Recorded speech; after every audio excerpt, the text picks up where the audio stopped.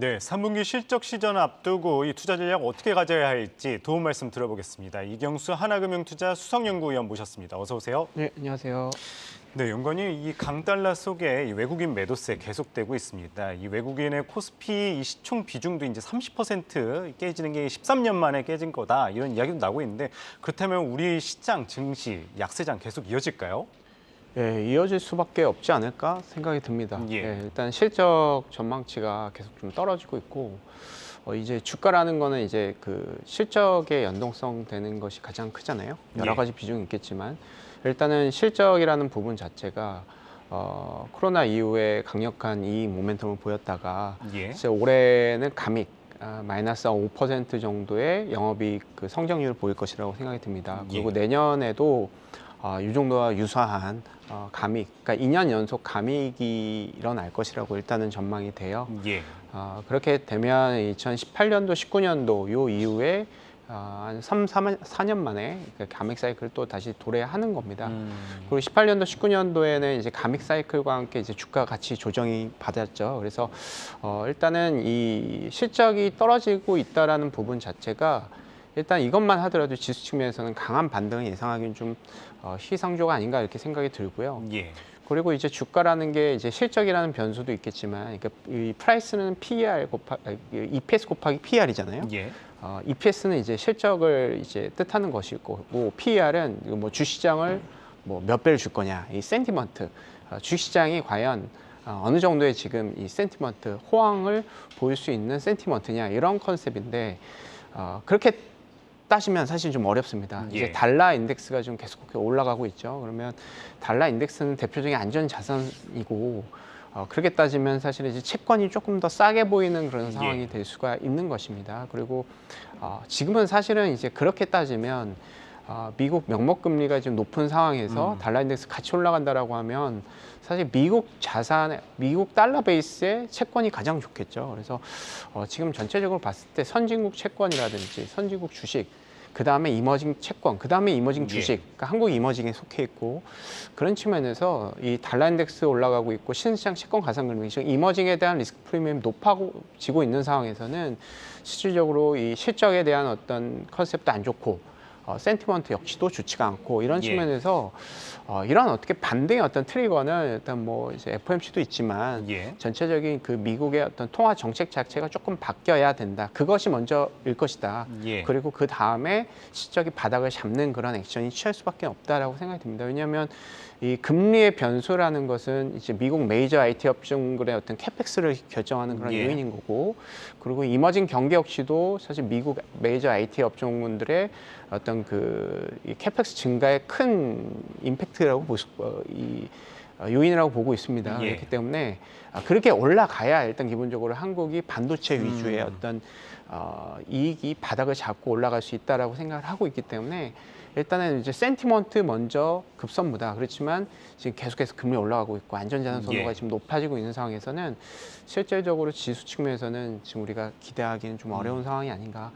계속해서 저희가 언급했던 그런 부분이 계속 좀 답보되고 있는 상황이 아닌가 이렇게 생각이 듭니다.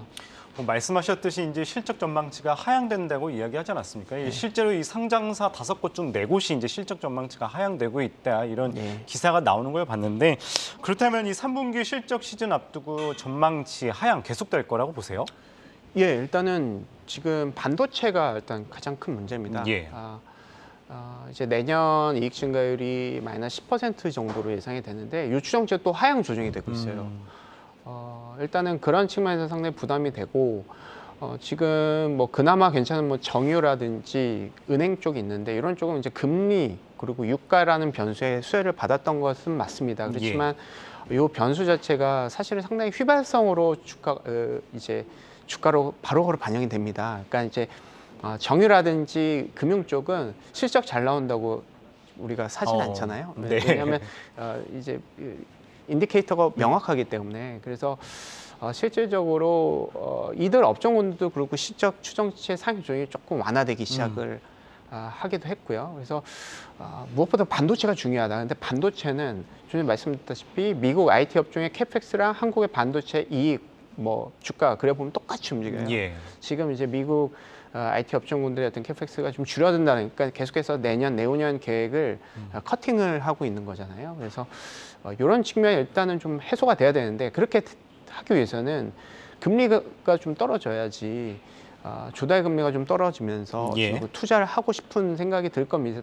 지금 상황에서는, 금리가 높은 상황에서는 이것을 이제 부채로 해가지고 투자를 하기엔 상당히 좀 어려운 상황인 거고, 오히려 지금 채권이라든지 뭐 예금이라든지 예. 이런 쪽이 좀 더 유리한 환경이 된 거잖아요. 그래서 일단은 미국의 통화 정책을 보고 모두 다 움직일 가능성이 높다. 그리고 예. 좀 전에 서두에도 말씀을 드렸지만, 이렇게 달러 인덱스가 올라가고 금리가 올라가고 이렇게 되면 이머징 경기에 상당히 좋지가 않죠. 그리고 즉 IT 업종군 같은 경우에는 이머징 경기가 살아나야 됩니다. 예. 이머징에 초기 투자를 해서 그들을 거기에 서버를 늘리거나, 아니면 거기에서 뭐 하이엔드의 어떤 뭐 IT 제품, 뭐 스마트폰이라든지 뭐 TV라든지 이런 걸 많이 판다던가, 이런 컨셉이 일어나야 되는데, 이머징 경기가 또 지금 떨어지고 그렇죠. 있는 상황이잖아요. 그래서 일단은 요 추정치, 그러니까 한국 이익 측면에서는 글로벌도 물론 지금 하향 조정이 되고 있어요. 예. 모두 다 지금 인플레이션이 문제가 아니고 전체적인 어떤 그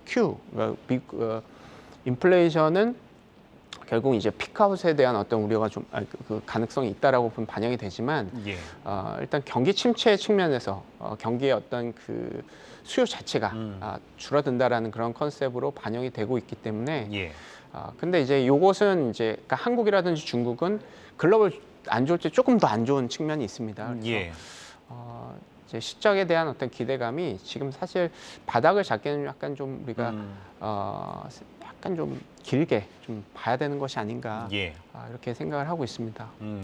그렇다면은 좀 그 가운데 그래도 그나마 호실적이 기대되는 업종들, 종목들, 이런 좀 약세장에서는 그래도 눈여겨봐도 좋을까요? 예, 일단은 지금 이제 지수에 대한 기대감을 사실 누구도 하지 않을 거예요. 예. 그렇기 때문에 그러면은 투자자들의 심리가 어떻게 되냐면, 일단 베타, 즉 지수를 줄여서 알파, 개별 종목을 투자하려고 합니다. 예. 왜냐하면 이 지수 측면에서는 어차피 안 좋다라는 생각을 가지게 되면 인버스를 살 수가 있잖아요. 그렇죠. 인버스를 살 수도 있고, 여러 가지 그런 액션들이 대형주 측면에서는 좀 악재로 반영이 되는 측면이 있습니다.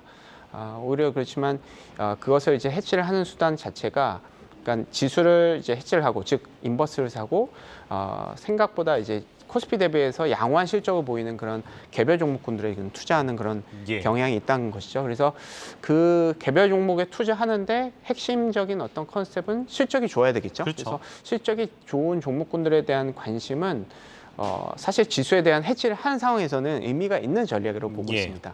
그리고 기관 투자자 입장에서도 코스피 대비해서 아웃퍼폼을 하는 초과 성과를 내는 그런 컨셉에 관심을 갖는 상황이기 때문에, 실질적으로 실적이 개선되는 그런 업종이라든지 종목이 유리할 수 있다고 보고 있는데, 좀 전 서두에서 전 코너에서 말씀을 주셨던 것 같이 예. 지금 실적이 상향 조정이 되는 종목군들이, 업종군들이 많지는 않아요. 지금 보면 조선이라든지 뭐 방산이라든지 예. 뭐 자동차, 2차 전지, 뭐 태양광 요 정도. 그리고 그 안에서도 사실 종목별에 약간 좀 차별화가 좀 진행이 되고 있습니다. 최근 예. 같은 경우에는. 그래서 해당 종목군들, 뭐 태조 이방원이 상당히 테마성으로는 그렇죠. 좀 많이 올랐었는데, 사실은 그 종목군들이 단기적으로 눌림목이 되면 사실은 그게 또 다시 올라간다고 보고 있어요. 왜냐하면 대안이 없습니다. 네. 안 그러면 우리가 지수에 대한 레버리지를 사는 컨셉으로 코스피라든지 초대형주를 사야 되는데, 일단은 좀 전에 서두에서 말씀드렸다시피 전체적인 이 글로벌 경기, 센티먼트 모두 다 좋지 않은 환경에서는 예. 베타보다는 알파에 관심을 가질 수밖에 없거든요. 그래서 인버스를 사고 개별 종목을 살려는, 즉 계속 그 지수를 쥐어짜고 예. 내가 상대적으로 뭐 알파를 낼 수 있는 그런 컨셉으로만 관심을 갖다 보니까, 이런 이제 중형주급에서 실적이 좋은 그런 말씀드렸던 그런 업종이라든지 그 예. 업종의 이제 대표격 종목군들은 물론 많이 올랐으면 단기적으로 조정을 받는 그쵸. 것은 뭐 당연지사인 일이지만, 그런 종목군들은 어느 정도 좀 조정이 진행이 됐을 때는 재차 이제 눌림목을 활용해서 다시 좀 올라갈 수밖에 없다. 왜냐하면 예. 실적이 개선되는 종목군들이 상당히 희소하고 로테이션 대상이 좀 없다. 로테이션 대상이 있다라고 하면 이제 지수의 급반등이 되겠죠. 그렇지만 지수의 급반등이 사실 예. 쉽지가 않은 상황에서 초대형주의 어떤 수급은 계속해서 종목으로 흩뿌려지면서 그 알파를 추구하려는 그런 투자자들의 관심이 계속 좀 지속이 될 수 있다. 이렇게 판단이 됩니다.